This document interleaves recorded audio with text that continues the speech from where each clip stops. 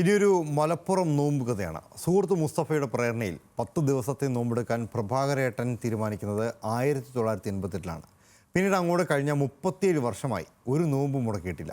ഇന്ന് ജാതിമത രാഷ്ട്രീയ ഭേദമന്യേ എല്ലാ വിഭാഗത്തിൽപ്പെട്ടവർക്കും സ്വന്തം വീട്ടിൽ ഇഫ്താർ ഒരുക്കുന്നുണ്ട് പ്രഭാകരൻ എന്ന വെസ്റ്റേൺ പ്രഭാകരൻ.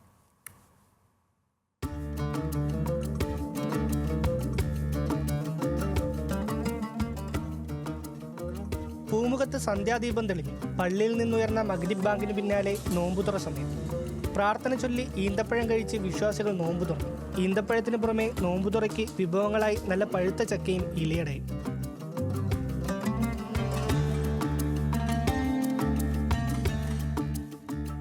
നോമ്പുതുറയ്ക്ക് ശേഷം പ്രഭാകരന്റെ കോട്ടീരി പുന്നാത്ത വീട്ടിൽ വിശ്വാസികൾക്കായി നിസ്കാരപ്പായ വിരിച്ചു. പാണക്കാട് മുനവർ അലി ശിഹാബ് തങ്ങളുടെ നേതൃത്വത്തിൽ മഗ്രിബ് നിസ്കാരം.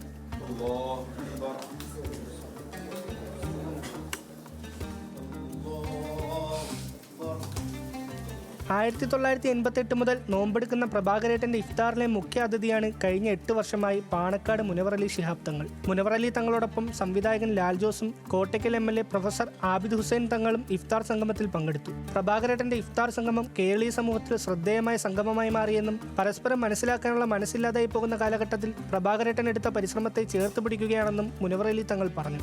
അദ്ദേഹം നോമ്പനുഷ്ഠിക്കുക മാത്രമല്ല, അദ്ദേഹം കുടുംബവും ആ സൗഹൃദ വലയങ്ങളെ എല്ലാവരെയും ഇങ്ങോട്ട് വിളിച്ച് നോമ്പ് തുറപ്പിച്ച് ഇതൊരു കേരളീയ ഒരു സൗഹൃദ സമൂഹത്തിൻ്റെ ഒരു വലിയ മറക്കാൻ കഴിയാത്ത ഒരു റിമാർക്കബിളായ ഒരു സംഗമമായി ഇതിനകം മാറിയിരിക്കുന്നു. നമ്മളൊക്കെ ശീലിച്ചു പോകുന്ന ആ പാരസ്പര്യ ബോധം ഇല്ലാതായിക്കൊണ്ടിരിക്കുന്ന ഈ സമയത്ത് നമുക്ക് പ്രഭാകരനെ പോലുള്ള ആളുകൾ അവരുടെയൊക്കെ ഇത്ര ഇനീഷ്യേറ്റീവിനെ നമ്മൾ ചേർത്ത് പിടിക്കുകയും അങ്ങനെ നമുക്ക് സൗഹൃദങ്ങളെ ഊഷ്മളമാക്കാനും നമുക്ക് സാധിക്കണം. അതിനുള്ള ഒരു അവസരം കൂടിയായി ഇതിനെ നമുക്ക് കാണാൻ സാധിക്കും.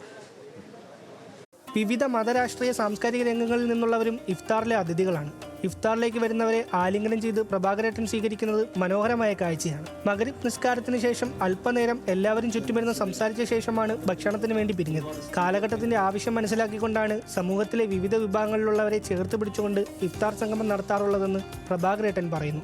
എല്ലാ വിഭാഗത്തിൽപ്പെട്ട ആളുകൾ, നോമ്പുള്ളവരുണ്ട്, ഇല്ലാത്തവരുണ്ട്, എല്ലാ മതത്തിലും പെട്ട ആളുകൾ, തമ്മിൽ മിണ്ടാത്ത ആളുകൾ, തെറ്റിയിരിക്കുന്ന ആളുകൾ, എന്നോട് തെറ്റിയിട്ടുള്ള ചില ആളുകളൊക്കെ ഉണ്ടാവും. എല്ലാവരെയും വിളിച്ചു വരുത്തി ഒരു കൊടക്കയിലിരുന്ന് ഒന്നിച്ച് അല്പം ഭക്ഷണം കഴിച്ച് എന്തെങ്കിലുമൊക്കെ മിണ്ടി പറഞ്ഞ് ഒന്ന് ചേർത്ത് പിടിച്ച് ഒന്ന് കെട്ടിപ്പിടിച്ച് ചിരിച്ചു പോയാൽ ഇക്കാലം അത്രയും അടുത്ത റംസാൻ വരുന്നത് വരെയും വല്ലാത്തൊരു സന്തോഷമാണ്.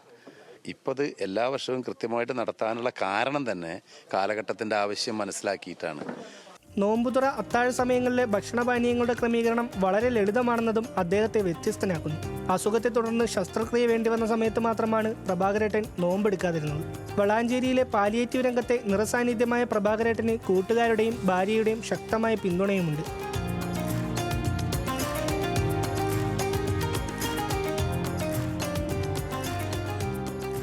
മതേതരത്വത്തിന് കുളിർമയേകുന്ന ഇത്തരം കാഴ്ചകൾ മലപ്പുറത്തുകാർക്ക് സർവ്വസാധാരണമാണ്. എന്നാൽ പ്രഭാകരേട്ടന്റെ വളാഞ്ചേരിയിലെ കോട്ടീരി പൊന്നാത്ത വീട്ടിൽ ഈ റമദാനിലെ ഇഫ്താറിന് പ്രസക്തി ഏറെയാണ്.